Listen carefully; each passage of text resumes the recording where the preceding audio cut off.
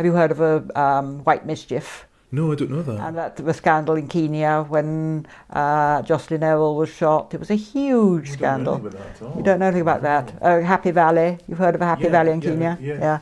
Well, that all centred around my first cousin, amazingly, because we're a long way back. But since he was born, Yes. just about the same time, my father must have been, very, very small child when he was born. He was the centre of that. He was Jocelyn Earl, who was killed in the Happy Valley scandal. Huge scandal. Oh, goodness. There was a film made called White Mischief, which was very, very popular about that.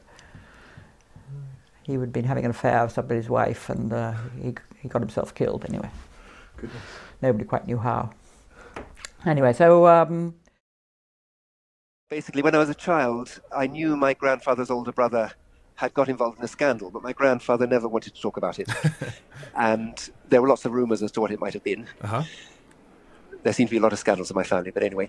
And anyway, it turned out that when Joss Errol was murdered, Yes. one of the suspects was Jock Delves-Broughton. Yes. And Jock had an alibi, which was provided by my great-aunt June.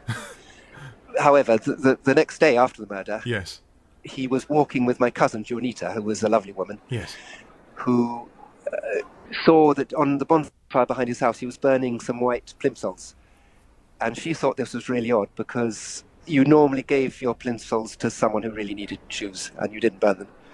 And so she asked him why he was burning them.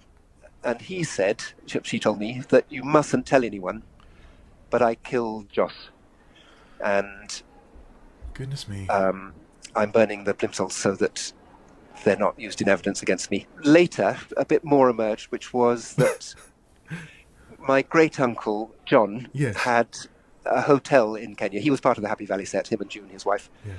And the Happy Valley set were the people, the sort of very dissolute, kind of slightly dodgy people who were sitting out the Second World War in Kenya. Ah, right. And so he was part of it. He owned this hotel called the Eden Rock Hotel. Uh-huh. And a workshop attached to the hotel recently, people were fixing the roof. And they found a gun. Not that recently, actually, while he was still alive. Yes.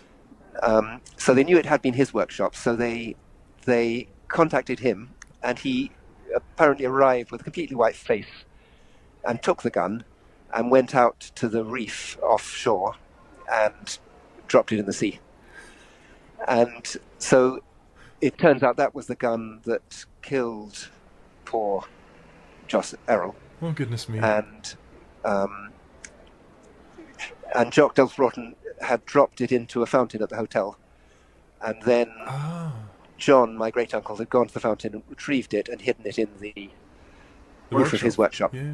Yeah, and then it had been discovered, so then he was panicking because he would have been an accessory. It's quite something. That's and that the coincidence is that that Lucy just lives a few miles from you, and there's so few people in between.